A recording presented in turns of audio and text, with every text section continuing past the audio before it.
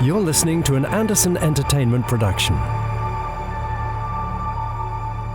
This episode, we're hammering away at our typewriter in Fab Facts. There's our birthday surprise in the Randomeister.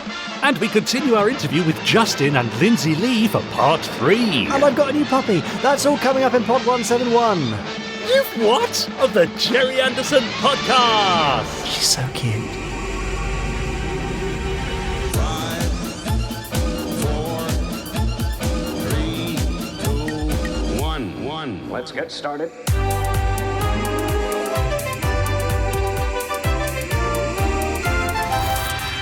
Let's go.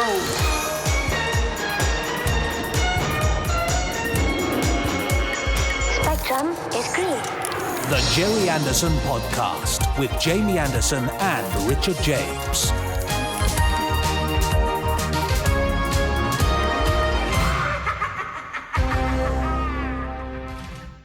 Hello and welcome to... Wait.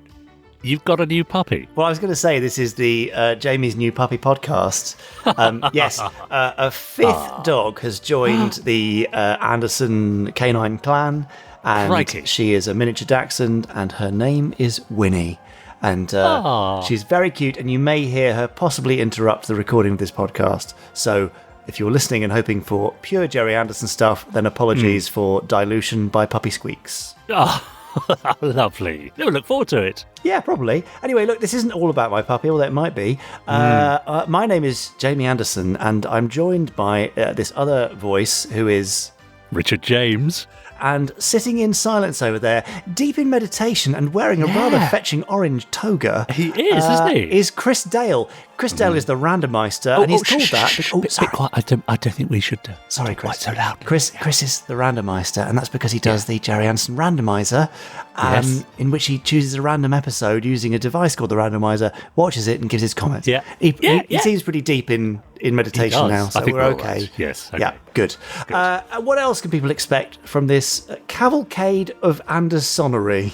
Well, isn't it a shame, Jamie, that we go all week without talking all things Gerry Anderson? But are we lucky that just once a week for this brief window of time, we have the opportunity to do just that? We've got lots of stuff coming up. We've got some Gerry Anderson news, of course, because as I used to say, and I will say again, there's brand new Gerry Anderson stuff happening right now. Correct. And there is, because I've just done some of it before we came and recorded this podcast. Don't talk about that, though. Right, sure. We've also got, Chris Dale's amazing randomizer coming up a little later on. We've got some questions, comments, and reviews from our wonderful podsterons who've been emailing us at podcast@gerryanderson.com. They've been commenting on our Facebook group, facebook.com/groups/podsterons, and they've been commenting on our YouTube videos too, and I shall be reading out all of those a little later on, together with some tweets that they've been leaving and hashtagging us Gerry Anderson Podcast. We've got the third part of Jamie's interview with Justin and Lindsay Lee, and lest we forget, Fab Facts. Oh, the best bit of all. Oh, That's really? very exciting. Now, Richard James, I have a small problem in that it's not a medical consulting thing. I'm actually currently writing down the news. Oh, are you? Yes. I see, as it happens. Well, it's because it's a very busy time, and if the recent pre-order launch of the Moonbase Alpha Technical Operations Manual wasn't enough, I'm going to be teasing some more stuff in the news. Get out. It's such a busy time. I haven't actually had time to do it, so I'm writing it right now. So I'm thinking, as a bit of a change from the norm, for Fab Facts, how about... You introduce Fab Facts and tell the podsterons the name of the game and how it works, and then I will have done the news, and then I'll get flicking in the book. How's that? Oh, great. Bring on Mark Silk. Now, time for this week's Fab Facts. Yes, it's Fab Facts with a slight difference, because, Jamie, I think I should take charge while you write down the news. You can do the whole thing. I'm going to do the whole thing. I have got in my sweaty little mitts my very own copy of our special Fab Facts. I'm going to flick through the pages, and when Jamie shouts Fab, I'm going to stop flicking and read from the page a selected random Fab Fact. Are you ready, Jamie? This is so novel. I'm so ready. Okay, here we go. Fab. Oh, very good.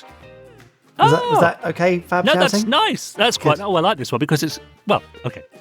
Let's read on. Now, Jamie, you've done a spot of writing in your time, haven't you? Now, where do you like to write? At my desk. Have you got a little writing nook? Sometimes when I'm doing handwritten stuff, I'll sit on my little chair in my office, yeah.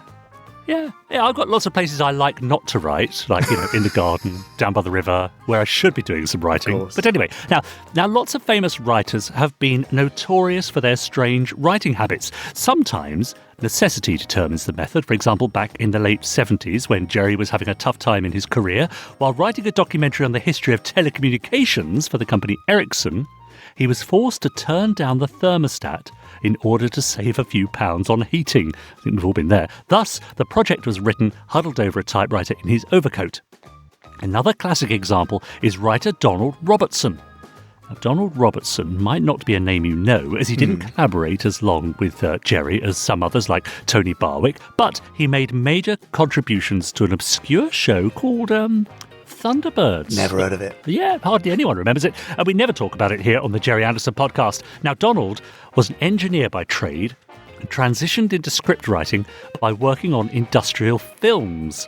While keeping that as his day job, he tried to transition into television writing by knocking on doors and sending out submissions to various producers. When watching Fireball XL5 with his kids, he got the idea to write a draft script on spec for AP Films. 6 months later, would you believe, he was called up and asked to join a story conference. Now, having 3 small children at home, Donald was forced to seek peace and quiet outside of the house. And somewhat unusually, he chose to put his office in a caravan at the end of the garden, which sounds idyllic, doesn't it? It sounds lovely. Sort of. So, that's right. Some of the fan favourite episodes of Thunderbirds, including Edge of Impact, Desperate Intruder, Danger at Ocean Deep and Path of Destruction, were written in a caravan late in the evening by the light of a paraffin lamp. Oh, do you think the fumes inspired him? Yeah, well, I think they might certainly have done something to him. There are, of course, many legends about the writing of various scripts for Gerry Anderson shows, many including the entirety of Dick Spanner and quite a few of the works of Dennis Spooner, allegedly germinated after a few pints down at the local pub. Tony Barwick and Shane Rimmer brainstormed stories together out on the golf course. Well, do you know any more tales of Anderson's screenwriters? How did you go about getting some writing done? Send us an email, let us know, podcast@gerryanderson.com, and we'll read some out next time. Now, we know that there are lots of very creative podsterons out there, and we know that they like a bit of fan fiction and putting pen to paper, so let us know. Where do you like to write? Have you got your own little writing nook? Have you got a favourite armchair or a window to gaze out of? Let us know. Yeah, some people go to the local coffee shop or to a library or something, don't they? Yeah. You go to the local coffee shop, don't you? Yes, sometimes it's just a change of surroundings. Yeah. You know, I could quite easily write at home, but there are firstly so many distractions, but also just a change of surroundings. The other day I went into London and sat down outside the BFI, which is a place we know well on the South Bank, and spent a couple of hours writing and just watching the world go by. It's just that, change of atmosphere that sometimes helps to get the juices flowing. It does indeed. You're right. It's sometimes just going out for a walk or whatever. Sometimes you try and force an idea to come and it just won't. No. And you walk away from it and then things start to flow. Yeah. It's a very strange process, creating anything. It is a strange process, yes, Much exactly. like creating a podcast. Indeed so. The harder we try, the worse it gets. Sorry. Yes. I think that brings us to the end of this week's Writing Fact! You see, we realigned because of this total change of scenery. Finally. Yeah, that's right. It's been weeks since we said the same thing at the end of FAB Facts, isn't it? Exactly. Now, did that give you time to put the news down? Do you know what? Talking of writing, Jamie? It has allowed me time to think about it. It's so much so that I feel like there's almost too much news. Never. We can never have too much Gerry Anderson news. Okay. Well, let's see. We'll let the podsterons be the judges of that. Now we will. Now you've given me that lovely break from saying Fab Facts. I feel like it's time that you did more things. So, okay. Have you got any messages from around the podsteron universe there? Of course I have, because they've been emailing us in at podcast@gerryanderson.com, as they always do. For example, Paul Guest has written in to say, regarding the idea of backwards Anderverse events.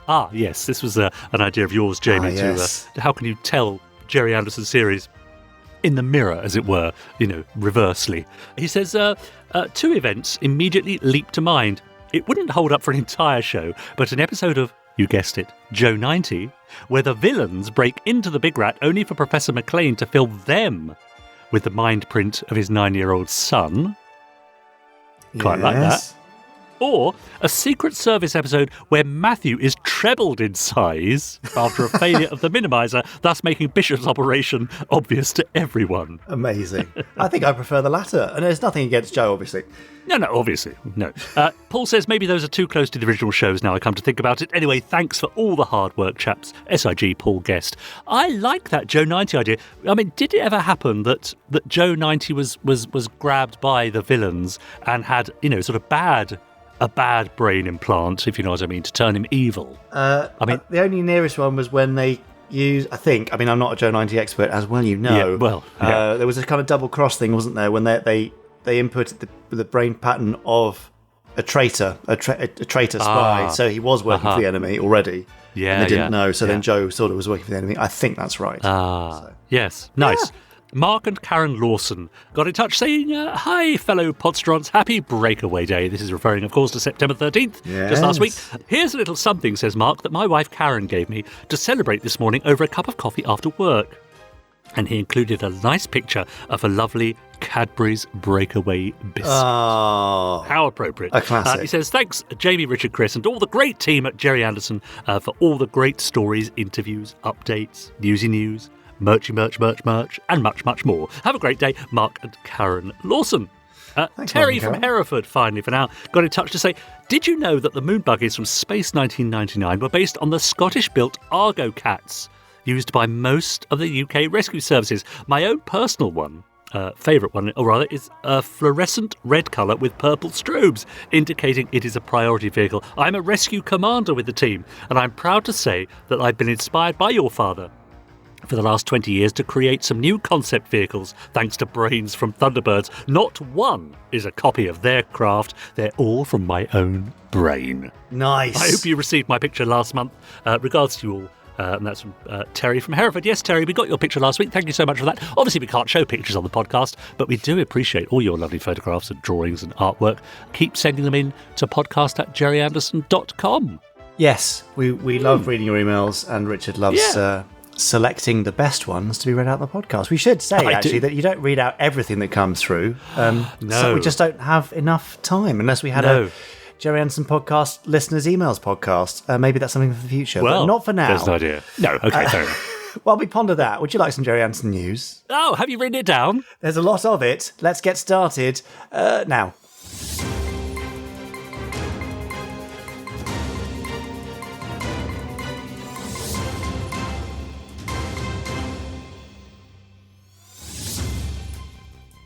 Right, I think it might be possibly the largest ever Gerry Anderson news.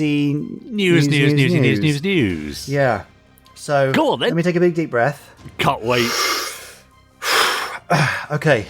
Right. I feel like there should be some Rocky music or something for this because it's so epic. Nice. Yeah. Okay, got it. Here we go. So, lots of you are probably aware, in fact, all of you must be by now, of the Space 1999 Moonbase Alpha Technical Operations Manual, which was launched as a pre-order last week for Breakaway Day on the 13th of September. Whoa. And goodness me, what an incredible response. The special edition sold out in 1 hour and 58 minutes, which was amazing. And pre-orders have just flooded through, and we are so grateful for your support. It is an amazing project. Chris Thompson, Andrew Clements, David Hirsch, Steve White, the team at Amazing 15 who've done the design, Phil Plate, David Parker, they've all put in so much effort. It's an amazing thing. Obviously, special kudos and hats off to Chris Thompson, who's done 224 brand new illustrations. Amazing. Cool. That boy works so hard. Well done, Chris. But it's a beautiful book. It's the biggest project we've really done to date, certainly on the publishing front, and we're very grateful for your support. If you have not yet pre-ordered, I'm afraid you have missed out on the pre-order gifts, which was a poster and a patch. If you pre-order now, you'll just get the standard edition as it is. Saying just, it is a thing of beauty. It really is. But you will no longer get the extra pieces, and we're not going to make them available elsewhere. So if you missed out, sorry, but we did give you plenty of warning. So, yeah, there you go. If you have got it or you managed to pre-order a special edition, let us know, podcast@gerryanderson.com. We'll be teasing some more content from that book in the coming weeks and months, and it should be delivered into the UK 3rd week of November, and we'll get them out to you as soon as possible after that. So, okay, great. Wherever you are, you certainly should have it in time for Christmas. Yeah, lovely. Moving away from books, on to something handmade and rather lovely. We've been working with a screen print artist called John Patrick Reynolds. John, under the guidance of our team, has selected some rather lovely images from TV21 and created short runs of handmade, screen-printed editions of 30 worldwide, featuring Captain Scarlet and Thunderbird 2 and Thunderbird 1 and Scott Tracy. We'll be releasing those over the next couple of months, just one at a time. They are absolutely gorgeous. Each one is kind of we're totally individual because it's done by hand, one after another. And so there's little imperfections on each one. But John is a great artist. He's worked with DC Thompson, who owned the Beano, to do a lot of Beano stuff in the past. Look him up. His stuff's rather lovely, and these will look gorgeous on your wall if you're looking for some Anderson-inspired art that is a little bit quirky and cool. On the Space 1999 front again, but this time not on publishing but on clothing. Lots and lots and lots of you have been saying, when can I get a purple sleeve? When can I get a red sleeve? Talking about the uniform cosplay tops. Well, I can tell you that the red and purple sleeve editions are now in manufacturing. Ooh. And we will be making them live for pre-order about a week or two before they're due to arrive in the UK, so that we can ship things out and turn them around to you pretty fast. But yes, purple and red sleeves are en route. If there are any other colours you'd like to see, email us, podcast@gerryanderson.com. We would love to hear your thoughts on that. Great. We're not even halfway through here, you know. What? Thunderbirds International Rescue Field Agent's Notebook, which is a really lovely sort of black leatherette style thing with a debossed International Rescue logo on the front. It'll make a great Christmas gift. Great gift for dads, grandfathers. I mean, anyone really. Actually, there's no limit to who might love this thing. But they will be launching in the next couple of weeks. On the note of Thunderbirds, we are now 10 days away, just 10 days from the day of launch, that is, from Thunderbirds Day 2021. Yes! Now, for this Thunderbirds Day, we wanted to do something slightly different. So, as well as the usual Thunderbirds Day t-shirt designs, of which there will be 2 complimentary designs, we hope. They've yet to be locked in right now, but they're lined up shortly. We will be giving you a free audio story, which will be available to download from the Gerry Anderson store. We may even put it in the podcast as well. It's specially read and edited and sound designed by our very own Nicholas Briggs, who's our audio exec producer. He's done a gorgeous job. It's a great 21-minute story from an old annual from the 1960s. Very authentic, very fun, and a nice way to celebrate the day. We will also be announcing something on the 30th of September. Oh, will we? Can I just suggest that you put a date in your diary? All right, yes. Okay, go on. It's the 16th of April. 16th of April, 2022, yeah? Yeah, that's it, yeah. So I just strongly suggest that, you might want to put that in your diary. I'll say no more right now, but all will be revealed on Thunderbirds Day. We're doing something rather special, and I think you're going to love it.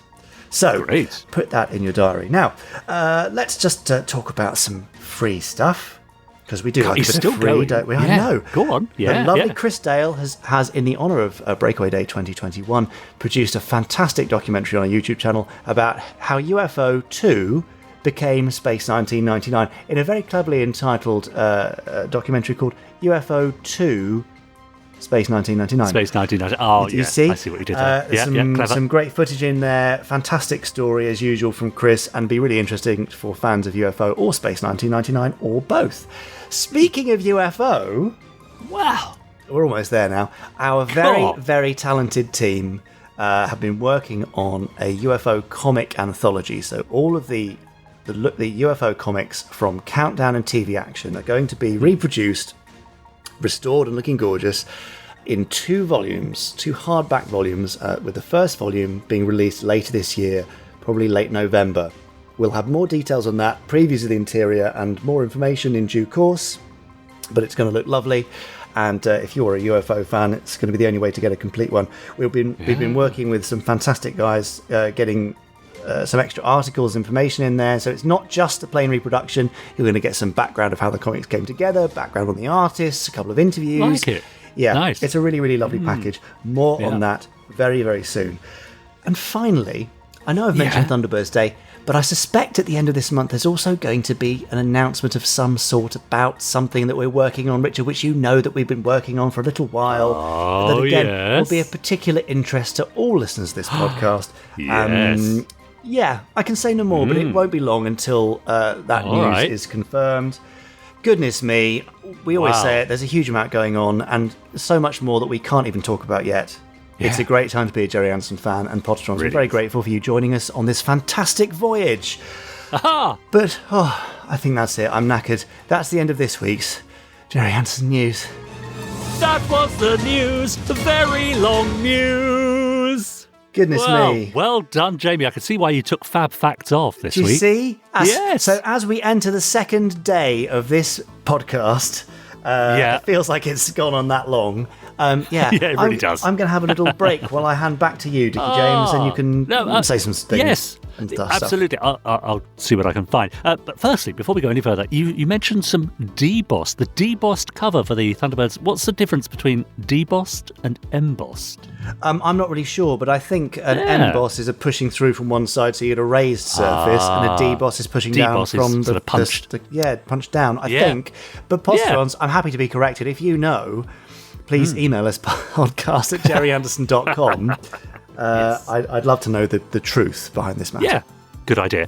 In the meantime, you are, of course, as ever, listening to the one and only Gerry Anderson Podcast. Now, you can subscribe to us on whichever platform you listen to us on. Please do. It's the perfect way to make sure that you don't miss an episode, because you get a notification every week that a new episode has dropped.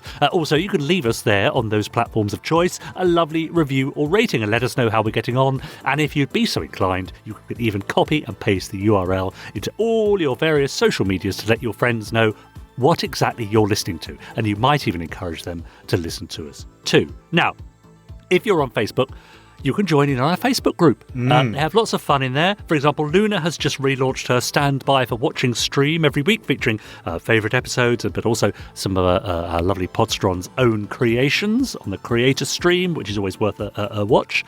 Simpsons Clips 24 has posted, if any PODSTERONs can remember back to Pod 169... which wasn't that long ago, to be honest, you may remember that when Chris Dale watched the episode Bird of Prey for his randomizer, he was confused about why Trump, that's Dr. Aegon's falcon, was commanded to go back into the black hole. Fortunately, as the Anderverse's self-proclaimed Lavender Castle expert, I can shed light on this question. Hurrah! Yes, he says, in the original script for the episode, Dr. Aegon promised to feed Trump if he managed to catch the paradox. And when Trump got the ship lodged in her throat, he said something along the lines of, well, if you think I'm going to feed a useless creature the size of a freightliner, you can think again. Hence why Aegon orders Trump to go back into the black hole. Hope that clears it up, Chris. I mean, I'm think not the so. wiser. Okay. 50-50. Yeah, this is fun. Kevin Trott posted, good flirts. I'm enjoying getting to know you, and I don't want it to stop. Better flirts. I'm trying so hard not to kiss you right now. Me flirting. Did you know each Thunderbirds puppet only had 4 teeth? Yeah. Maybe don't try that with it as a chat-up line. Not sure you get very far with it. Unusual. Craig Walker posted, my cracking find on eBay this week. A Corgi Spectrum saloon car in great condition. And I even got a 1993 SPV soap to go with it.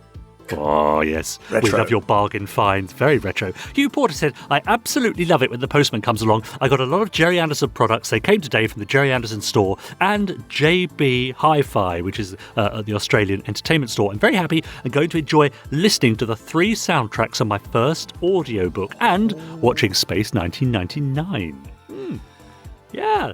Good luck with that. Willow, a few days ago, posted, it's the birthday of the voice master himself and friend of the podcast, Mark Silk. So go be nice to him, find him on Twitter and wish him a very happy birthday because he deserves it, as he's absolutely awesome. Oh no, I missed that. Oh, no. Yeah, well, sorry, Mark. Happy belated birthday to Mark Silk. Alex Pass said, finishing off a re-listen of the excellent Big Finish audio reimagining of Breakaway. Anthony Blunt said, from the post-credit scene in today's pod, how about a reverse Joe 90, where a mad scientist goes around giving people the brain patterns of a 9-year-old boy? Yeah, that could work. Oh, havoc, I think. Havoc would ensue. Yeah, that's right. And finally, for now, Miles Parrish says, yes, Podsterons, I'm working in the Outback this week. Looking forward to being accompanied by the soothing tones of Jamie, Richard and Chris when I drive 166 kilometres to the next town on Thursday. There's lots of red dirt in the footwell of my hired car already. Glad I'm not the one who'll be cleaning it. There, we're being listened to in the Outback. Jamie. Red dirt makes you think of Mars, though. I like to think that we've got a listener on Mars, maybe. Well, maybe one day. Yeah. Maybe one day that'll happen. Yeah, if we carry on long enough. Yeah. All right. Well, let's keep going. And shout loud enough, too. Richard James, any more messages from our Facebook group, or shall I move on to some interviewy things? Yeah, that's it for now. We'll be heading over to Twitter and YouTube a little later on. Oh, good. Okay. Nice. Well, while we wait for that, let's focus our minds on Justin and Lindsay Lee. Justin and Lindsay, as we've already discovered in the last 2 podcast episodes, are fantastic puppeteers, creators, makers, writers, voice artists, performers. Goodness me, what they can't do and don't know isn't worth knowing or doing. Doing and knowing. Yeah, those things. Now, I did notice we had a complaint last week, Richard James, that we were using shorthand for some things in this interview, and so I saw that, people were struggling to follow the context. So, a few acronyms, yes. Let me say, if we say FIS, FIS is the documentary filmed in Supermarionation, which tells the story of the Supermarionation era on which Justin and Lindsay worked. If we say TB65, we mean Thunderbirds 1965, also known as Thunderbirds The Anniversary Episodes, which were made by Pod4 Films in 2015 and produced the accompanying pictures to the soundtracks from the mini-albums from the 1960s. Yes. I don't think there are any other TLAs or acronyms that we're using. Those are 3-letter acronyms. Sorry. I see, yeah. So everyone should be okay. But yes, sorry if you can't keep up with the context. Do pop back and have a little re-listen.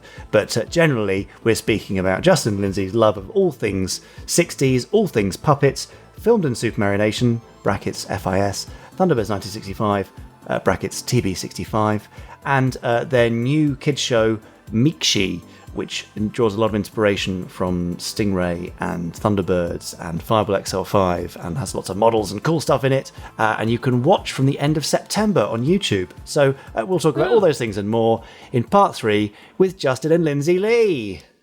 Hey, okay. So you did all this painstaking work, which there must have been a sense of pressure to get all this right. But once you get to Slough... the pressure ramps up a bit. So how did it feel getting started and like the rolling camera for the first time on the first shot? Oh yeah, and actually rolling camera again. This is a maybe less interesting bit because it's not so Thunderbirds-y, more technical. But we like Lindsay and I and Dave Hicks, our DOP, like we had to go to Abbey. You guys in Britain call it Abbey. We call it RE here. And our Abbey was the same company that supplied the cameras for your dad and his team in the 60s. They used Arriflex cameras, film cameras. And so we got an array, like, I'll be honest, there was fan backing through Kickstarter for TB65, and there was also the fact that people love Thunderbirds. They love Thunderbirds. So we did, and, huge credit to Stephen LaRiviere he did a lot of kind of liaising with people like Ari to get these arrangements done. So we got like, people donated stuff to us. We got, little deals. So we had a wonderful, I can't remember exactly what it was, but they were going to help us with equipment, Abbey, for this project. And I do believe their logo is at the end credits, and it's there for a reason. It's because they helped us. So we, even before we rolled camera, Lindsay, you and me and Dave Hicks, we went to Abbey to figure out what equipment we would need, which stuff they were going to loan us. Well, I think the biggest challenge in that sense was just the amount of light we needed. Because in the 60s, shooting on film, shooting puppets on, trying to create the look of things being bigger than they are, they needed as much light, like 10Ks, several 10Ks, like things that would like melt set pieces. If you really watch Thunderbirds on Blu-ray, you'll see some things on fire on the set. Yeah, the lights were just that hot. Yeah. And I think when we went to Arion, we were like, give us all your lights. Right. Every last one. But then this was the first hurdle. Is our building, which was an original Century 21 building. It was a Century 21 building that I don't believe they primarily used to shoot filming. In. They may have shot some of Thunderbird 6 in there. Again, Steven might know better, other fans might know better, but we were in one of the original buildings, but it was not electrically rated for the kinds of electrical requirements that they used on Thunderbirds. Thunderbirds, as you said, Lindsay, tons of 10Ks. If you see those behind-the-scenes pictures of the puppet set, like in Duchess Assignment, where you've got like all those people at the casino, they've got 10Ks plural. 5Ks, 10Ks, huge hot lights that just blasted the set. So things that wouldn't be reflected on those sets because they had so much light. So our big challenge was, I think the most we could have was a 5K. Now, if we made TV65 today, with the advances in LED technology, we probably could have gotten even more light with the lower power consumption.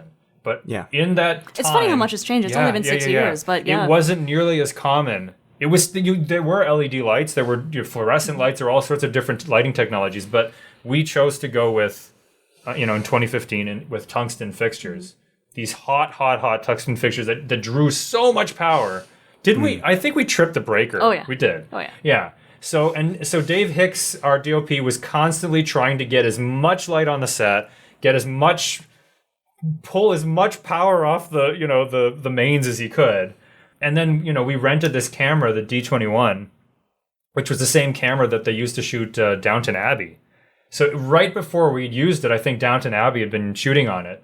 And the reason why it was such a great camera was because it was designed to emulate a film camera, a 35mm film camera, even though it was digital. So it had a physical moving shutter in it, just like a film camera. And then that's what we shot everything. We shot all the puppets on the D21, except for a few shots, and then we did everything else on the Alexa. So all the and again, high speed stuff. Yes, exactly. Anybody who works in the film industry who's listening, or anyone who knows about the film industry, the ARRI Alexa is a real mainstay in the industry. Like everybody shoots on it, and now the Alexa Mini, it's kind of the main go-to for a film camera if you're doing a professional feature film.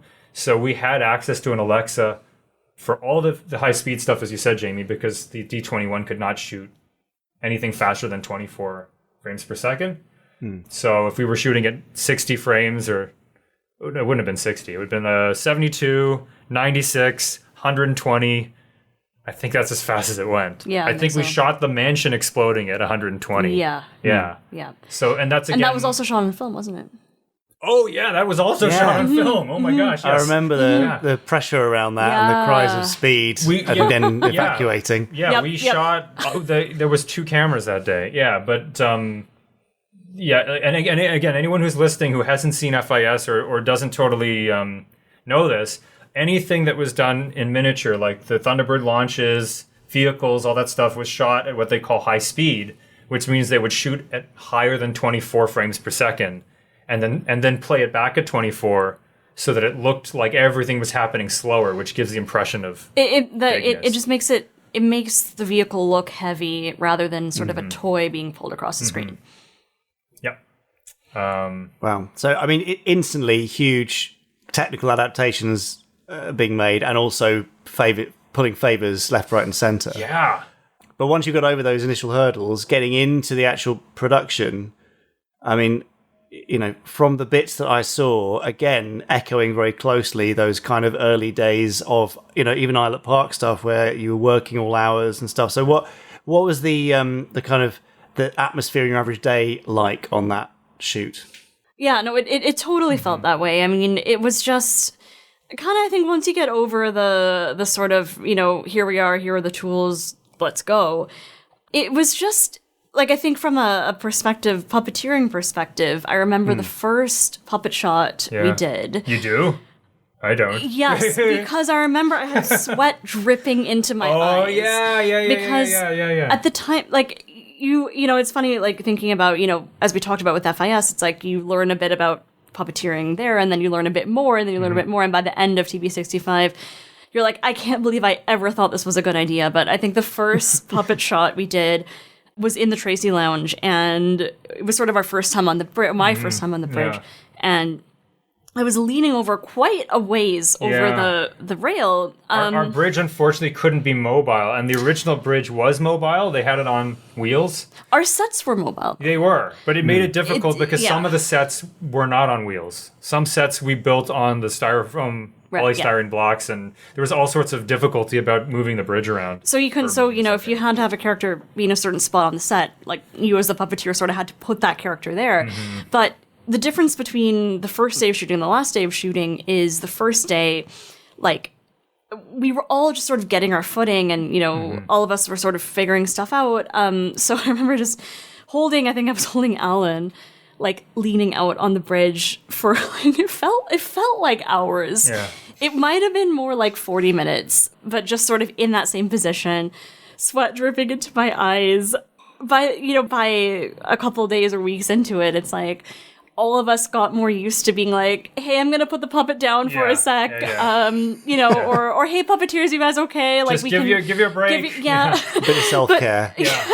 But on day one, definitely, we were all so focused on just figuring out how to start this, how to make this thing work. You know, bringing all the skills that we had and then adapting them. That included, like, preparing some of the puppets, because we had to finish one of the hood heads. We had to really heavily rework Jeff Tracy's face. Yeah. We had to, so Lindsay and I did a lot of that was, you know, working with Barry Davies and Richard Gregory. And I remember we learned how to wig. We learned how to paint the faces. So one of the hoods, which I'm very proud of, because I think it, honestly, I would be discerning because, like, I grew up watching these characters. The angry hood head, which unfortunately only shows up for 5 seconds, 10 seconds in Abominable Snowman, is when, I can't even say that title, when the hood is, what has happened? He's just hypnotized Lady Penelope. And he turns to the camera and he kind of has some kind of villainous monologue. We used the angry head there. And I swear, like, I think we really got it close. Like, it really looks like the angry face from the original show. Like, you know, I think, Lindsay, you did the eyebrows, right? Yeah. Yeah, and we painted the lips, gave him a little bit of a 5 o'clock shadow, just a little bit, Villains always need a 5 o'clock shadow. Just a little bit. And, because you don't want him to look like a baby face, right? Just a little bit. Yeah, there you go. James, just like mine. Just like yours. As I said. Yeah, but there was so much of that leading up to it. Like, I'm just flashing back to being on a cherry picker one of the very first days we were there, and I was painting the windows on the ceiling so that sunlight wouldn't come in. I was painting it with black paint that we got at B&H. Yeah. What's it called? B&Q. That's it. B&Q. Yeah. By the way, here's a funny story. For any Star Wars fans that are listening, we were making this at the same time they were shooting Rogue One. And every time we went to B&Q, they don't have any more screws. Star Wars bought them. Star Wars bought everything. Because they were right next door. They were shooting at you snooze, you lose, you know. Pinewood, I guess, right? Just a Pinewood, yeah. So they took all the hardware in the store was missing. So we were constantly like, we don't have enough screws, we don't have enough whatever, because Star Wars took all of it. So if you're wondering, like, you know. Yeah, no, but I definitely think, like, the atmosphere was very much one of just. It's kind of nice being on a set like this because, you know, having worked on more like union sets, you know, and you did work on a union set. I did, I did, in Canada. It's sort of like, don't touch that. Don't, you know, this is my job. This is your job. You know, you stay in your box. Whereas much like the original crew of early Gerry Anderson shows, all of us were sort of just able to do a bunch of jobs because we were so small. Anyone could mount the lens. Anyone could, you know, like we had the dolly we were using was an original AP Films dolly, the camera dolly. The dolly, which is, again, it's like a thing that you mount the camera to that can allow you to move in and out of the shot or move the camera up and down. That's what camera dolly allows you to do. We had a camera dolly that was used on Thunderbirds, actually. Because Brian Johnson had bought it off your dad when they closed the studios in 1960. Was it 1969? Yeah. So he bought it. I think he told us he bought it off your dad's or Lou Grade or whatever for like 50 quid or something. It was like nothing, right? Then Brian Johnson went on to work on Alien or Aliens, one of the Aliens. He used it on that. He used it on Empire Strikes Back. He used it on, because he did all the effects work for Empire Strikes Back, and I think, what else did he work on? Tons of stuff. Brian Johnson. Didn't he work on 2001? Oh, yeah. Yeah. But, when he did that, that was still, the studio still had the dolly at the time. Right, before. Yeah, but anyway, and then it kind of came full circle, because then Brian lent it to us. We had this original camera dolly that, to make the, a lot of Thunderbirds shots has the camera going up and down, right? It rises to see something or lowers the sim. So, of course, it was the old school, had somebody cranking it. Because the dollies today are all hydraulic. Yeah, I think they're hydraulic. So that you twist it and it just does it, no effort. But we had to crank the thing. So it was full on authentic, and it gave that almost smooth but slightly wobbly look that, slight unevenness, a slight wobble that's added authenticity. So original tungsten, original dolly. Original building and original crew members. With some original crew members, that's right. Yeah. Who, again, even though she was quite a bit older than us and had been doing this much longer than us, she went up and down that puppeteer ladder with no problem. Just up and down, no problem. Amazing. There was something kind of surreal about, being on the puppeteer bridge with Mary and the two of us diagnosing a puppet problem together. It was because at the time I was doing it, I would have been around the same age she was in the 60s. Yeah.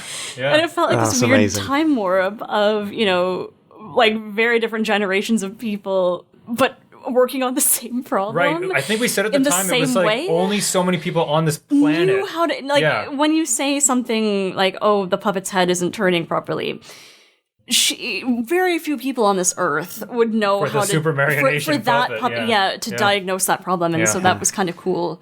And I was just thinking about the fact that it's so neat that by the end of production, if someone said to us, "String up this puppet with 6-foot wires," we go, "Okay, no problem." Yeah. It was so. I honestly remember it being so easy by the end. It's easy in the sense that you're always going to take a bit of time to do it, and you have to be patient, but it was so second nature. We didn't have to think about it. And the way that because you were saying with FIS, you strung the puppet on the ground, and here we were doing it on shorter wires, but the way we did it on TB65, how we learned to do it, was one of us would be on the set, so on where the puppet would be on the ground. The other person would be up on the bridge. And you would be passing the wire back and forth between people, up and down. Which is, I believe, how they did it in the 60s. Yeah. It makes way more sense. Because then you get the accurate height. So, the puppeteer is not having to raise their arm or lower their arm. I mean, as much, there's slight variance, obviously. No, but I think the difference is the very first puppets we strung was Jeff and Alan. And when you held them, again, listeners can't see this, but it was 2-foot difference, in the controllers. By the end of doing Thunderbirds, they were all about the same height. And you could hold them comfortably off the bridge and actually perform them. And that was, Yeah. Quite the journey from Mike Mercury and stressing about it and doing it on the floor to then being like, just throw it up, no problem, done. Yeah. Oh, yeah. It didn't scare us one bit to and here's the other thing about those puppet wires. Yes, they caused problems sometimes, but some puppets and some wires just were really good. I was actually just going to say that. Okay, yeah. And funnily, because earlier we talked about, some of the problems we had with stringing, specific wires that would break, for example, Lady Penelope's eyes. Yeah. It was sort of, if anything was going to break, that was going to be it. And there's a reason why. And we figured that out. Jamie's doing the puppet eye thing. I just saw you do it. It's because, again, eagle-eyed viewers, if you watch Thunderbirds and before, the eye wires would come out of the sides of the head. And what that means is it's actually making a 90-degree turn. It's going horizontally out of the eye mechanism, then vertically up the side of their head. So every time you move the eye, it's rubbing it's in a 90-degree at a 90-degree back and forth, which just eventually destroys the tungsten wire. It's like a metal coil, small metal coil. So by the time they got to Thunderbirds Are Go, the feature film, not only were they doing under control puppets, which, are the ones that didn't have any legs that you controlled from below, which just between us, I never thought looked particularly good. They always look like they have a back problem because their heads don't move properly, right? But anyway, they didn't have wires. So that solved that problem. But the other thing was they started to change the eye mechanisms in the heads so that they came out of the top and used a rocker. And that's the same mechanism that they ended up carrying into Captain Scarlet and beyond. Now, for our authentic Thunderbirds recreation, whether people think we were absolutely mad to do this or not, we used the Thunderbirds system, the season 1 system, which is 90-degree turn out of the head. And for Lady Penelope, who's got hair. You know, a hairstyle. It makes it hard. So every time it broke, we had to take her hair off and then restring it through the hair and put her hair back on. So just in case some people might not know, so male and female puppets have different, the way the hair is applied is different. So what the hair is made of is what different. The hair is, so the male puppets it's made of mohair, and what you do is you actually glue the hair onto the head. So you have the hatch that comes off that allows you to access the back of the puppet's head, that has hair glued onto it. And then around that has hair glued onto it. So when you put the hatch back on, it looks like a unified head of hair. Whereas the females are actually human hair wigs. So they're tied wigs. That's what it's called. It's when you do like a lace net. A net. And then you tie individual hairs onto this net. Yep. So female heads do have a hatch as well that you pull off. But there's no hair on that. Right, because you actually, you take the full wig and you tape the wig down to the full head. So every time you need to access the hatch, you have to unstick the hair, lift it up on its wires, take the hatch off, and then put the hair back and hope that you remember exactly how you secured it before. Because you could be literally in the middle of a shot. And so sometimes like we would get like the eye wire on Lady Penelope. And again, this wasn't something... We knew production wasn't long enough to rejig this. And the thing is, sometimes you got lucky and it kind of lasted for several days or more. But you would hope that if it was one eye wire, you could keep all the other head wires going through the wig, lift the wig up, fix that one eye wire with a new wire, and then put everything back. And then you would hope that when you move her eyes, her hair wouldn't move. Because you have to string it in a way that... It doesn't tug the wig. It doesn't tug the wig. Because then you have her, she's looking side to side and you're like, wait, why is her hair moving? This is weird. Yeah, so it was like getting that perfect spot. But again, like some puppets were just good. And I think that's the thing. You can see in anyone who's looking at old...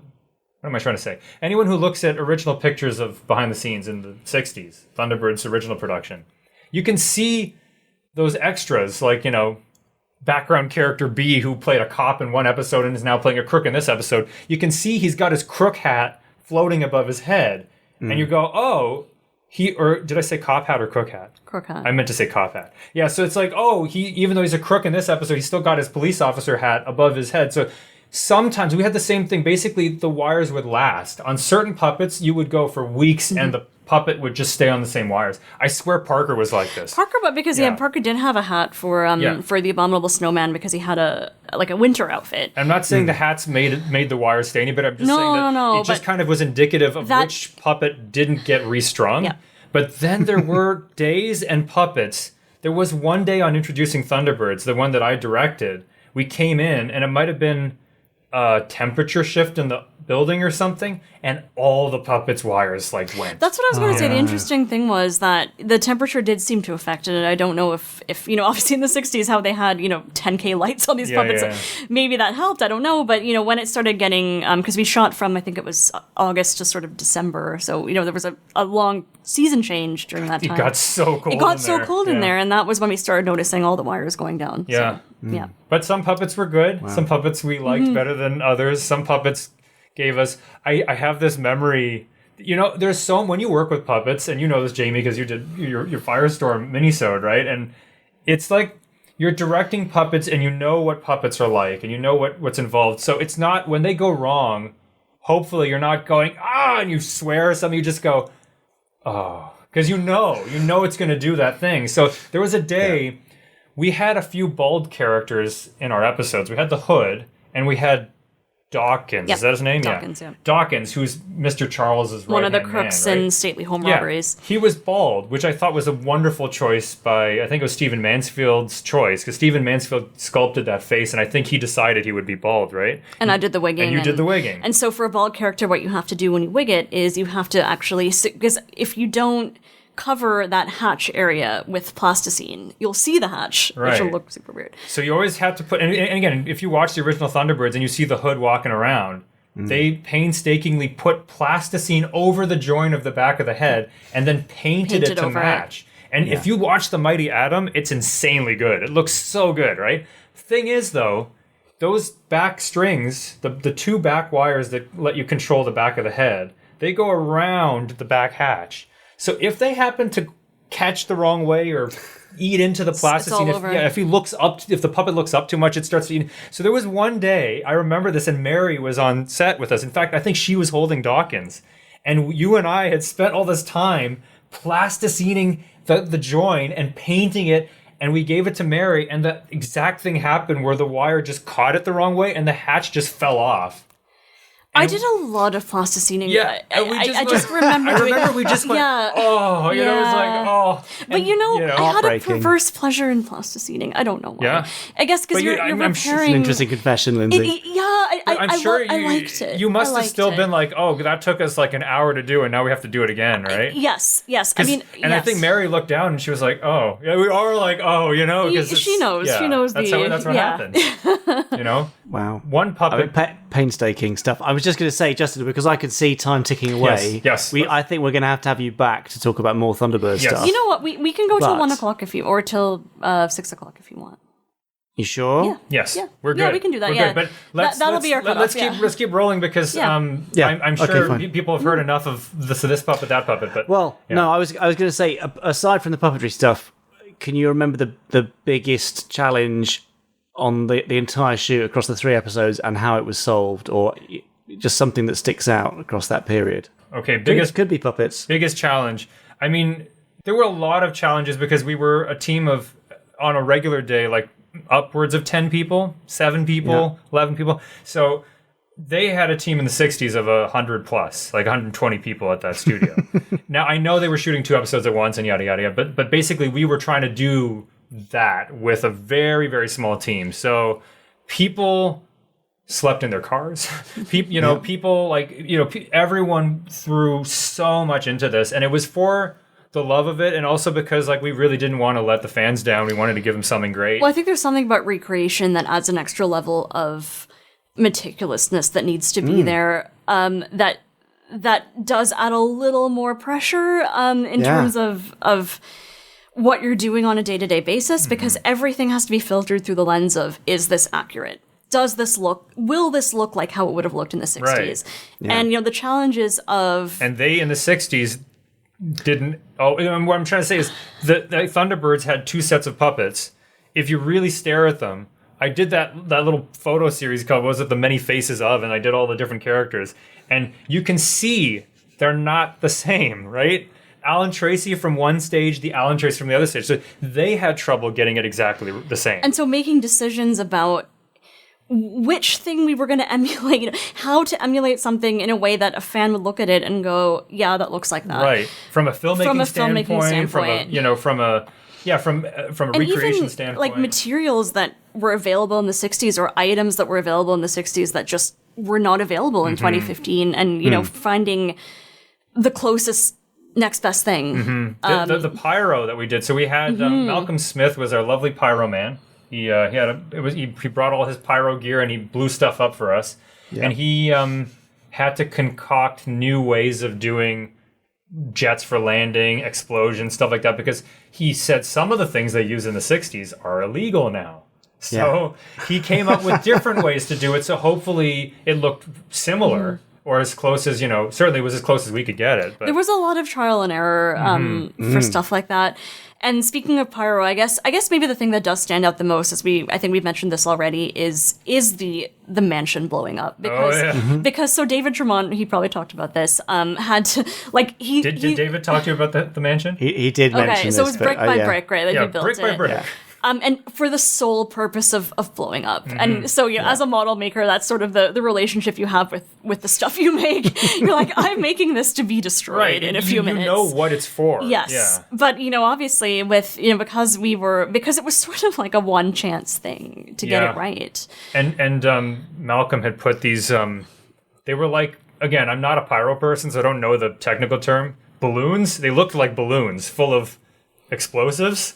Yeah, and it's thank God none of them popped out or something, because if you watch that shot of the mansion exploding, which in real time was like a blink of an eye, right? Yeah. But Malcolm had it set so it went off left to right through the house.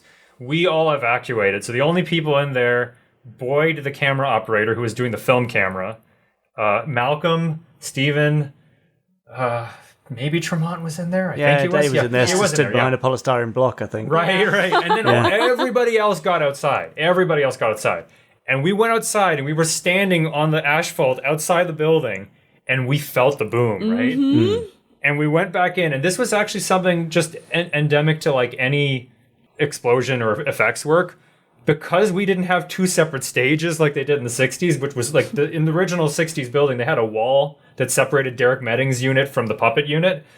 We didn't have a wall, so anytime we blew stuff up, the puppets would get like every, filthy. The Tracy Lounge would be covered in soot. So it would smell. Yeah, so we got to like, obviously, and you can see this in the 60s pictures as well, they would put bags over the puppets, and so we just started doing that as well. Every night. Yeah, but still, the sets got dirty. The vehicles got dirty. Everything got dirty. It was a very dirty place. That's the, At the end of that, then those challenges, kind of trying to match it to the original, and the pressure of being such a tiny crew and doing it on such a tiny budget, and then at the end seeing it all come together. How was that process then of bringing it together? Because I know, Justin, you were heavily involved in kind of putting all the finishing touches together. Certainly, I believe a lot of editing as well, and a whole load of stuff. How did that feel seeing your final work coming together? And were there any things that you thought, we should have done that differently, we should have done that better? Of course you guys are going to say that. No, I mean, like, I think that's the thing. It's kind of a double-edged sword, right? Is that when you finish a project, if you've grown as an artist, as a technician, as a filmmaker, you're going to look back and go, oh, what if we'd done this? What if we'd done that? Yeah. And there's everything. But that's why it's a double-edged sword, is because it means you've grown. But it's kind of painful because you can't, and we're not going to George Lucas this. We're not going to go back and fix things. Like, it is a product of its time the same way that the original episodes are products of their time. We love parts of the original that are imperfect. Like, there's something nice about knowing that it was all made by hand, and that's how it came to be, So, but no, everything, like, there's so many things. Again, like, my direction on the introducing Thunderbirds episode, I would have done things differently. We would have framed stuff differently. We would have done puppet stuff differently. I would definitely have advocated to do the eye mechanisms differently. Like, so many things. But we couldn't have got there without going through it. Of course. So the process. Yeah, and seeing the final product, I mean, sometimes I think it's hard to, when you've been so closely attached to something. So, in our case, because Justin did do the post-production, seeing the iterations go through and seeing all the different versions, and then when you get to the theater with everybody else who've never seen it before, it's I'm still like this with stuff we make today. I'm like, wait, which version is that? Like, what? But that shot's in there. Oh yeah, I forgot about it.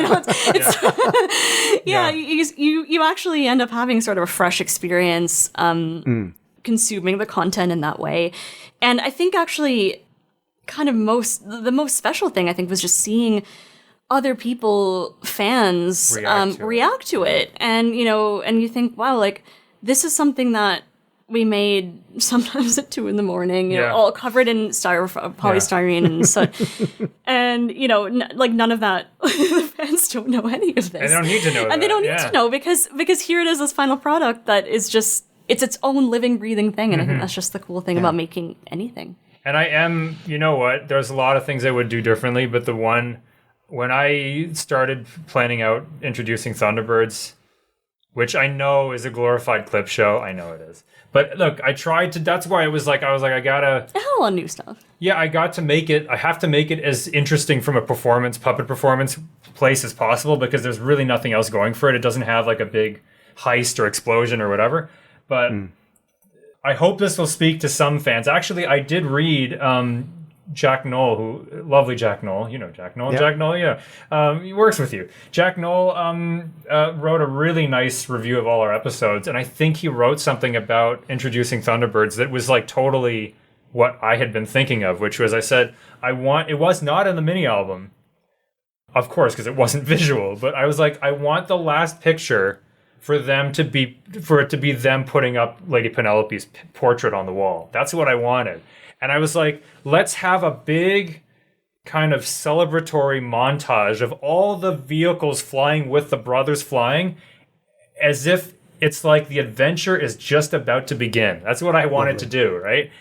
And I was so happy with the fact that we got to do that. And everybody, I remember when we filmed that, everyone was kind of like, this is my memory. Everyone was gung-ho, all the puppeteers, and we did this camera move where the camera swivels around from the three characters looking at the thing, and all the vehicles were flying in through stock footage. But, and we had the fanfare going, and, the last shot is the portrait up, and I was just like so happy with that. I just thought it was really kind of the right way to go out on that one. But no, a lovely choice. Goodness me, that was part 3 with Justin and Lindsay Lee. Yeah, I was trying to keep rhyming, but thanks for ruining my flow. Oh, I see. Oh, never mind. Silly me. It's nice. Thank you for saving it there. Very good. Just about rescued it. Justin and Lindsay's show, Meek She, is available on YouTube very, very soon. Please pop along to gazelleautomations.com to learn more. That's GAZELLEAUTOMATIONS.com. Yeah. Catchy. GazelleAutomations.com, which is their production company. Part 4 with Justin and Lindsay, rounding everything up next week. But I could have spoken to them for hours. They're fascinating. I hope you're learning lots and sort of just feeling the pure passion that they exude for all things puppetry, all things Anderson, all things practical.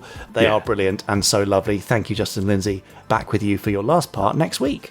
Wonderful. Now, talking of acronyms, can I share with you my favourite acronym from my time filming Space Precinct back in the 1990s? Well, when we were setting up to do a shot, and it was decided that actually, no, this isn't the way to do it. We need to do it another way. We need to put the cameras over there. The first assistant director would shout, DFI that, DFI, meaning different flipping idea.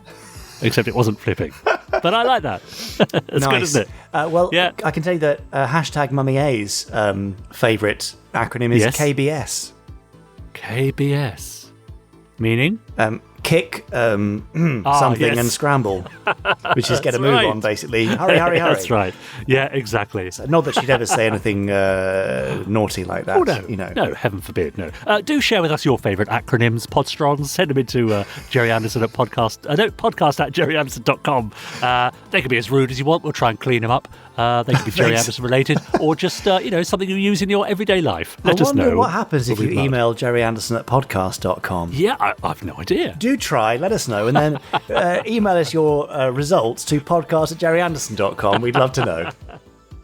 Meanwhile, over on Twitter, Rob Charles responded to official Gerry Anderson's post about the top secret international rescue agent's notebook coming out soon, saying, "Dear Father Christmas, could I add this to my list?" Yeah. That's a plan, isn't it?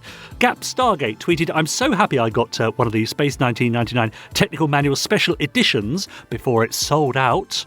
Quite a few of these. Brandon definitely had to get the special edition of the new Space 1999 Moonbase Alpha Technical Operations Manual. Awesome. Happy Breakaway Day. Yep, Michael Bolton. OMG, I've ordered the special limited edition and I am so excited. It's all those O's there. That's some serious O-age. Yeah, as you said earlier, though, Jamie, if you didn't manage to get hold of the special edition, or it was just a little bit too pricey for your pocket, which is fair enough, not for everyone. you've still got reason to be excited because you could still get calling it a standard edition is doing it a bit of a disservice because in and of itself, it's still a beautiful thing. Yeah. And it's still available to pre-order. Nice. David Monday says, on Monday, September 13th, 1999, the moon was blasted out of Earth's orbit. The rest is history. Gerry Anderson's Space 1999 will always be one of the best sci-fi hidden gems, a formative show in my life, and one I'll never grow tired of. This is David Monday, a previous guest, of course, and friend of the podcast. He says, anyone else love it as much as me? To which Lost in Transition responded, yes, indeed. Gerry Anderson created so much joy, and I'm glad that Jamie Anderson is carrying on with the legacy. Patrick James said, my favourite programme as a kid. Jeff Zugale said, I like it a lot. FPL Ron Manager tweeted, I remember watching Space 1999 back in the day. It's kind of amazing to be more than 20 years beyond the year it was set. Yeah. Quite a few well-known people like Martin Landau and Ian McShane are in it. Paul Hanley Jr. responded, Season 1, as great as sci-fi TV gets. Cough, Dragon's Domain. Cough. Oh, yeah. Season 2, less so. No Barry Gray, no Barry Morse, and a precipitous drop in quality only equalled by NBC's Heroes' epochal decline from the middle of season 3 until its merciful end a year later. There you go, don't sit on the fence. So lots of excitement about Space 1999 last week, as you can imagine, with Breakaway Day and the release of the Technical Operations Manual. It's lovely, isn't it, to shine a spotlight on what may be considered a bit of a forgotten gem, only to see that it's not been forgotten at all. Well, it's not forgotten. People love it still. I even... Let me just do a little name drop here. It's not really a name drop, it's a name drop by proxy. But I had an email from a chum of mine who works very closely with a Mr. William Shatner. Saying that very morning... on September the 13th, that he and Mr. Shatner had a very fond conversation about Space 1999. Well, there you go. So there you go. Kirk himself is a Space 1999 fan. Now, Richard James, just mentioning Ian McShane there, and Space 1999, I couldn't help myself but immediately be reminded of Ian McShane's possibly best known 1980s and 1990s series in the UK, Lovejoy. Oh yeah, I remember Lovejoy. That got me thinking. Right. Probably shouldn't go down this train of thought, but it's too late now. Here we are. Go on. Podsterons. Bearing in mind how many fantastic guest stars there were, can you come up with some interesting Space 1999 and guest star best thing they were known for crossover ideas, like Lovejoy 1999? Great. I don't know precisely what the plot of this thing would be. Well, that's when his antique shop was blown out of Earth's orbit. I like he's it. Left roaming the galaxy, trying to sell antiques to aliens. Yes, so if you can think of anything that the crossover would be for Christopher Lee or Brian Blessed or Joan Collins or any of those, do email us in. I don't know why, but you might want to now, to podcast@gerryanderson.com. And I really want Chris Dale to do one of his Mickey Take intros with the Space 1999 this episode thing and clips of Lovejoy. Is that weird? I feel very weird today. Yeah, that's good. I'd pay good money to see that. Okay. Oh, well, that idea seems to have perked Chris out of his meditative state. You're right. Look, he's coming round. I have to say, he does look very zen and peaceful, doesn't he? Wonderfully refreshed. It's taken years off you, Chris. Not that you had that many years to be taken off, but you're looking great. No, he's trying to put on the finger symbols. Chris, don't do that. Yeah, it's time for you to do the randomizer. You can't press the big red button with those on. So, look, Chris is here, fresh from meditation, to press the big red button on the randomizer, choosing a random Gerry Anderson episode, which he'll watch, possibly enjoy, maybe not, depending on what it is, but at least he'll give us his amusing and insightful comments throughout. Chris, it's over to you.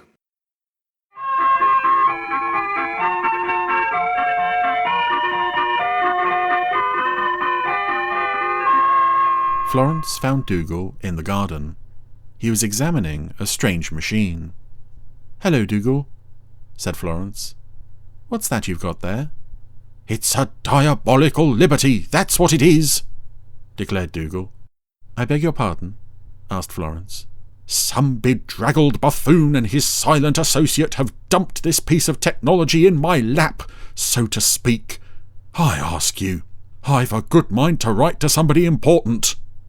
"Do you know somebody important?" asked Florence.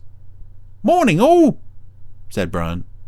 "Oh, evidently not," said Dougal, as he went back to fussing with the machine. "Oh, that looks interesting," said Brian. "What is it?" "That," said Dougal huffily, "is the pinnacle of precision engineering, the Savile Row suit of cybernetic success, the creme de la creme of creativity." "Ah. What is it?" repeated Brian. Dougal looked from Brian to the machine, and then back again. "I'll have you know that it is a great honour to have been asked to operate it," he said proudly. "Oh, well, say no more," said Brian, in a tone of voice that suggested he had a great deal more to say. Just then, Ermintrude arrived. She didn't have to be here, but I want to do the voice. "Hello, darlings," said Ermintrude. "Oh dear, that's all we needed," exclaimed Dougal. the brainiest bovine to ever put on a blue hat. Have I come at a bad time? Asked Ermintrude. No, not at all, replied Brian. You're about to witness the master at work. Dougal pretended not to hear him. At work doing what? Asked Ermintrude. I'm not sure we've established that yet, observed Florence. He seems to be having some difficulty turning it on. Zebedee arrived. As I understand it, he said, you just press the red button and wait for the printout. Yes, thank you, Professor Einstein. And would you mind telling me which button is the red one? That's right, said Brian. Dogs are colourblind, so how's he supposed to tell? I hate to be pedantic, said Florence, but there is only one button. Everyone looked at Dougal. Dougal tried his hardest not to look at them. I'll have you know, said Dougal, that is a fallacy. Ooh, steady on, said Brian. You haven't even seen the printout yet. Dougal retrieved the printout. What does it say? Asked Florence. Dougal looked like he was about to be sick. Torchy the battery boy. Torchy's birthday, he announced, to no one in particular. Ermintrude, Brian and Zebedee promptly made their excuses and then left. Dougal stared at the printout, as if willing it to become something else. Some people just don't appreciate culture, he said haughtily, before he too made a hasty departure in the opposite direction. Oh dear, said Florence. And it had promised to be such a lovely day too.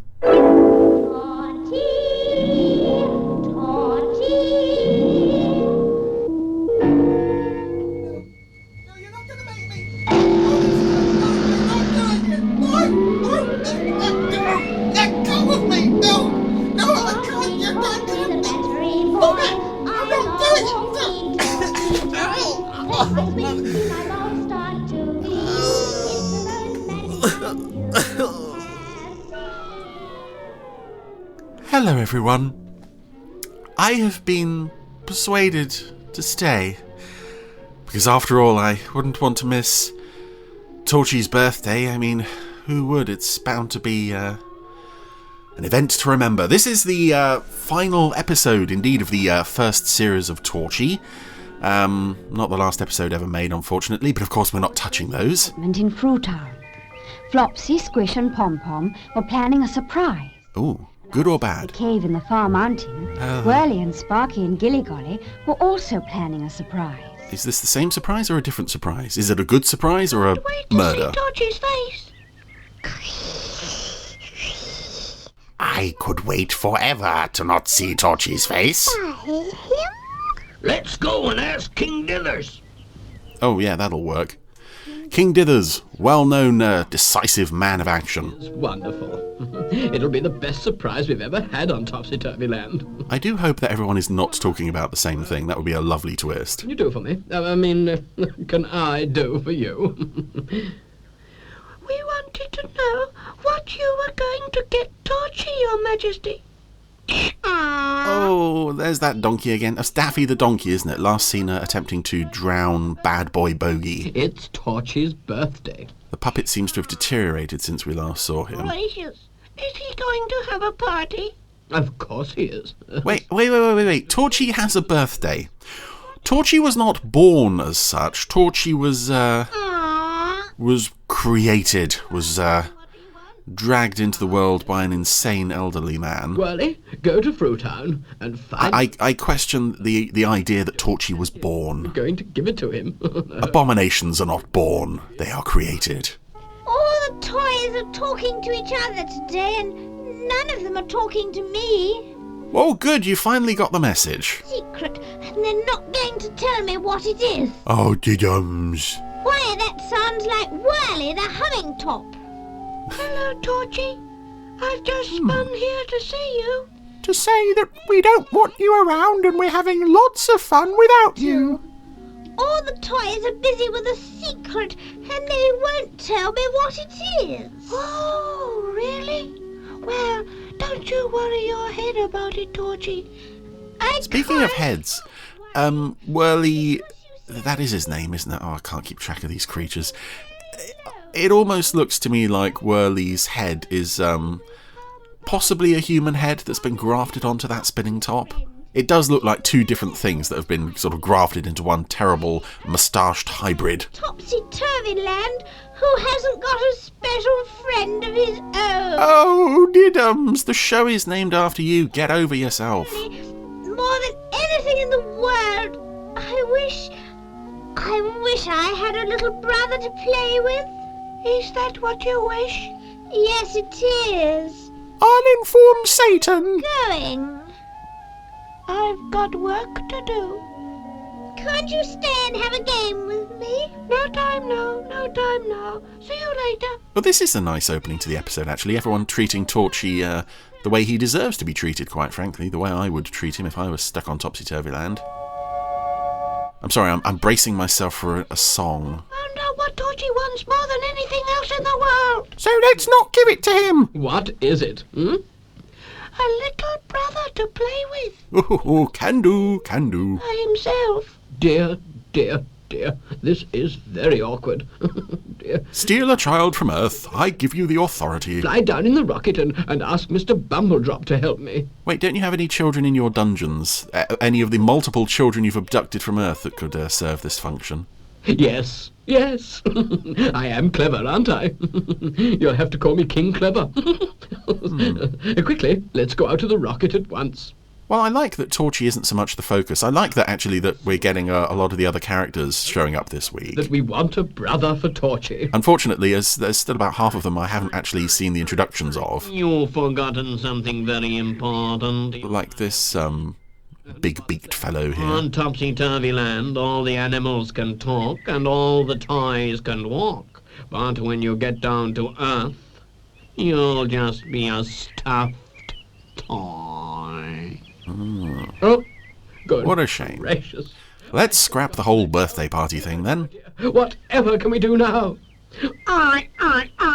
We require a living creature with a soul. And that is Pom-Pom. Ah, we have one. Pom-Pom won't be able to talk either.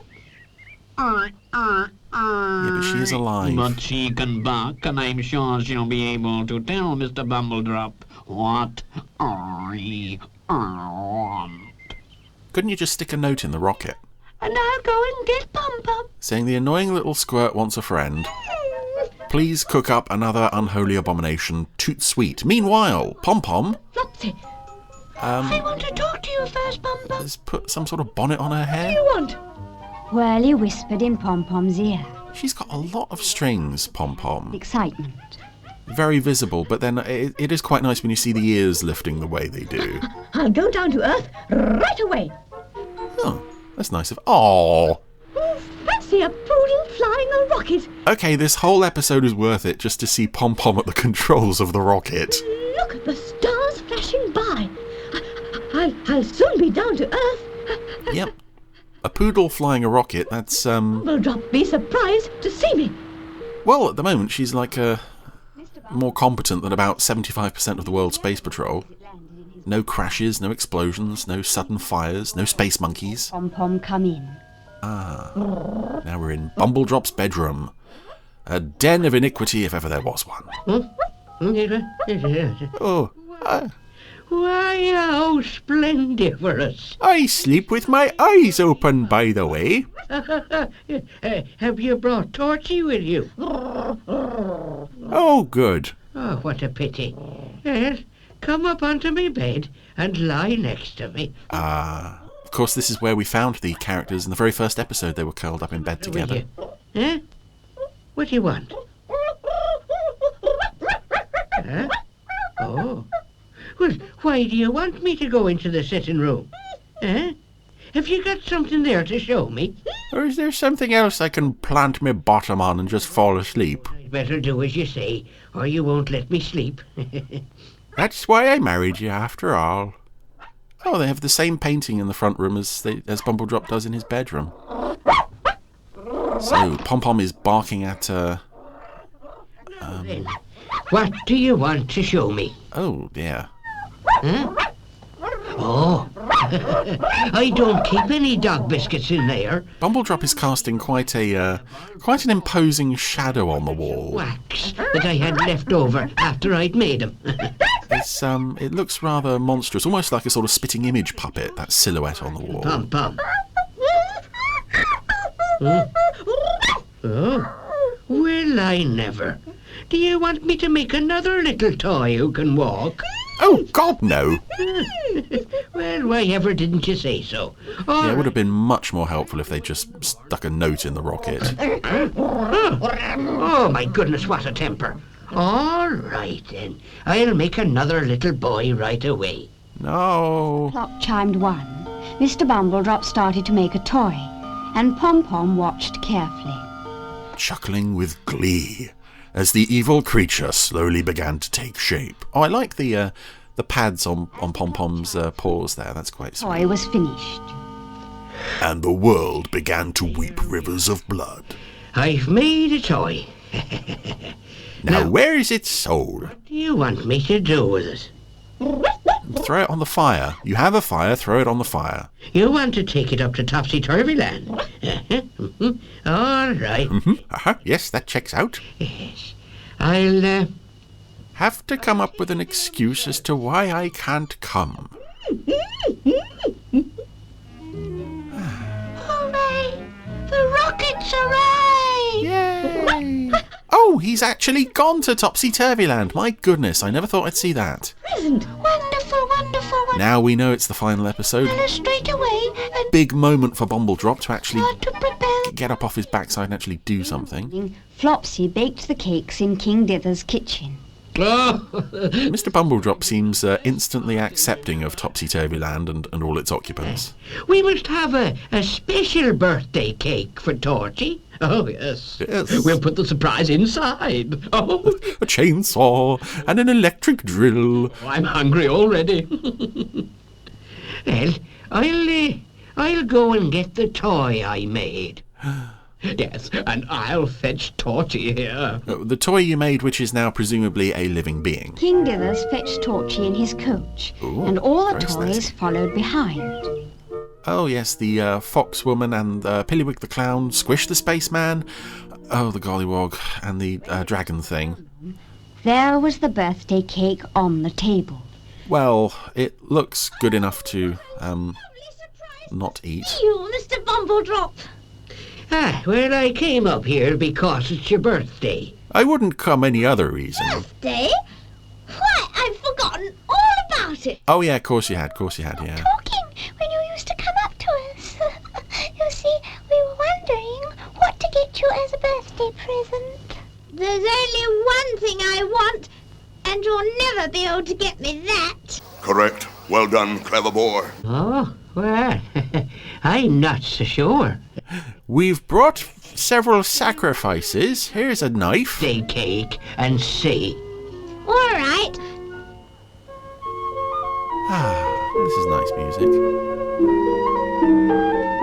Close-ups of all our terror. Oh my goodness, they've given him a knife. They've given him a knife and he is plunging it into the cake like... Well, it is Chucky. It's not the slicing of a cake. It is the stabbing of a serial killer. As all his... Well, I was going to say friends, but it's more accomplices. Cohorts in hell watch this most splendiferous sight, and it reveals... Hello, Torchy. Oh, no. Your new brother. You look exactly like me. I should hope so. Mr. Bumbledrop named me last night, and I'm going to live here and play with you forever and ever. You, me, and this knife. Cheers for Torchy. Hip, hip, hip. Yeah, 3 cheers for Torchy and his new pet mini-me. Oh, everyone's getting a close-up. Oh, dear. Well, that was, Yeah, well, you know, as Torchy episodes go... I suspect that was one of the better ones. Admittedly, it's a very low bar to achieve. I think the fact that Torchy wasn't in it all that much kind of helped, but oh my goodness, it just brings up so many of those unsettling questions around this show regarding the toys and souls, and the fact that Torchy ultimately ends up with a mini-me clone of himself. That was the one thing he wanted more than anything in the world, was another one of himself to be his friend forever and ever. Very disturbing. I gather that the Series 2 episodes kind of fit in around the existing Series 1 episodes, so whatever way you look at it, this is the series finale. I don't believe the mini-me Torchy ever appeared again after that, which is probably quite a good thing for all concerned. We don't want to really know what those two got up together for the rest of their eternity on Topsy-Turvy Land. Oh dear. Well, I did say he might enjoy it or might not enjoy it. You did. That's fair warning, I suppose. Yeah. I mean, Torchy. He's just so blooming sinister, isn't he? Torchy. Well, not Chris. Yeah, not Chris. No. Chris is lovely. Although he can be quite sinister. If he goes giving you evils, then it is a bit, That's right, dark. it is, isn't it? Fair. Yeah. Chris will be back next week with hopefully not more Torchy. We'll have to wait and see. But you never know. It could be, because it's random. You're as we absolutely know. right. It's entirely random. It is entirely random. Yeah. So, Richard James, go on. You've got stuff, have you? Is it from Twitter? Well, no, it's just from quickly somewhere else. Let's go. Head on over to our YouTube channel just before we wrap up, because people do tend to comment on our videos of the podcast, which is great, of course. Tom Senior, after Pod 170, said, "What a wonderful episode. There's such a lively, energetic, celebratory feeling going on because it's Breakaway Day, as it was then." He says, "I really, really enjoyed this episode. As a fan of Space 1999 since it was first aired in 1975, I was absorbed throughout. Thank you, guys." Peacemaker Dan posted, "Hi, Jamie and Richard. Back in the early 1980s, when I was in my early 20s, I took part in an episode of a TV show called Game for a Laugh. It's a long story behind how I got there, but during the recording session, I had to go backstage with a group of other young people to get dressed into costumes." Right. He says, "When I got backstage, I met Windsor Davis dressed in his Sergeant Major's uniform, and with him was John Pertwee, dressed as Wurzel Gummidge. I remember that they were very nice people, and joking around with us, they put us all at our ease. I do treasure the memory of that time, both as a guest on that popular show, but especially meeting these two icons of television." Yeah, quite right. What a pairing. Keith Gooch says, "Another great episode of the Gerry Anderson Podcast, which for Breakaway Day was mostly Space 1999 oriented. Interesting fab facts about Barry Morse's departure from Space 1999. Great second part of the interview with Justin and Lindsay Lee, which seemed longer than the norm, but was fascinating to listen to, and nice that Mary Turner and Richard Gregory get a mention. Best part of the episode was Chris Dale's randomizer review of the Thunderbirds story Edge of Impact. Keep up the good work, chaps. Just had a thought," says Keith. "Was the 13th of September chosen as Breakaway Day because it's Barbara Bain's birthday?" Barbara Bain's birthday, which is could be. It's not the same day as the Battle of the Boyne, is it? I can't remember. I don't know, you see, because I thought that this was all penned prior to her casting. Yes, but it'd be very easy just to change the date in her honour, wouldn't it? In a shooting script. And well, should we say it was in her honour? Just say yeah. Let's say that. Yeah, that's what it was. She might well even know done, herself. Keith. Yeah, that's right. Beneath our video of the last Fab Facts detailing how Barry Morse was let go from Space 1999 between seasons 1 and 2, Super G50, which sounds like a Gerry Anderson craft in itself, said, "I would have loved to see Maya and Victor interacting with each other on the show. They would have spent a lot of time together, maybe Bergman becoming her mentor. It sucks what happened to Barry, and I'm sure he was disappointed about the whole situation." Yeah, absolutely understandable. I'm sure he liked what he was able to do there, although, there's always difficulties making TV shows, aren't there? But that's true. John Mathias posted, "Barry Morse lived here in southern Ontario for a long time." Is it Ontario or Ontario? Let's call the whole thing off. Let's do that. He seemed to be a regular star at the Grand Theatre and Stratford, of course. He had a reputation for being both very kind and very professional, and worked with a number of charities. I think Bergman was everyone's favourite character in the first series. I never really warmed up to the show's American stars. Freddie Freiberger was an example of the meddling US studio executive who believes all evidence to the contrary that he knows the secret to making a hit series. Your thoughts there? Leo DeGrant says, "I preferred and still prefer Series 2. That's something we don't hear very often. Yes, he says it was much more 5 to 10% might say that, actually. Right. Yeah, Leo says it's much more of a family show, whilst the slower pace of Series 1 episodes made them dull for younger viewers. Also, He says Series 1 failed to deliver on one of its promises, which was an account of how the human race was spread across the stars. For that reason, I prefer the explanation that Victor, Tanya, Paul, and Dr. Kano or Kano? Kano. Sorry, yeah. don't know which Kano. Were all part of an Alphan colony, which, had the series been deemed a commercial success, could have been reintroduced in Series 3. And finally, Stolen Eyes, on a similar theme, says, frankly, as far as I'm concerned, there is no second season. As for dear Professor Bergman, I would like to think he was happily stranded on a planet together with the other characters that Fred Freiberger senselessly cut from the show.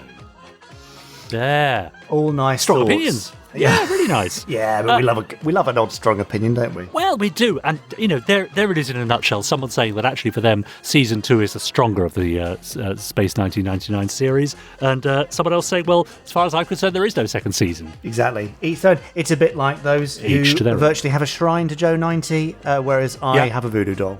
So... Yeah, yes, that's true. Or it's rather like, the vast majority of people who actually enjoy listening to the Gerry Anderson podcast, and the very, very tiny, small, almost vanishing minority who couldn't give a stuff. Yes. Well, they won't know about us talking about them because they will have given their stuff long ago or not given it. They really would. Oh, dear. Yes. Anyway, look, this feels like it's been quite a long one. Well, all right. Sorry about that. No, I'm not. It's not your fault. I mean, it's my fault for that long news thing. Exactly, yeah. And all the faffing in between. Can you believe that little Winnie the puppy has slept throughout this entire recording? Yes, we haven't had a single contribution from Winnie, have we? She's fast asleep. I'm so sorry that she hasn't been involved. Maybe next week she'll get up and say hello and get on the mic for you. But for now, should we let her sleep? Yeah. I might join her, actually. All right. If you'd like to send us any thoughts, congratulations on my new puppy, or anything else, email us podcast@gerryanderson.com. Please do rate, review, and all that good stuff, and subscribe or follow or whatever they call it these days. All the terminology's changed, but do whatever you do in your podcast player of choice. And we'll be back next week with Pod 172. Hooray! Cool. My favourite. Oh, sorry. Bye. Yes, mine too. Bye. Yes. Bye.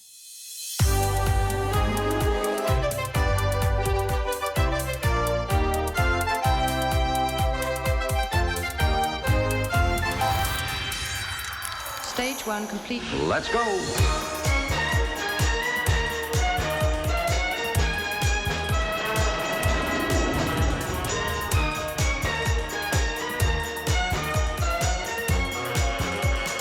Spectrum is green.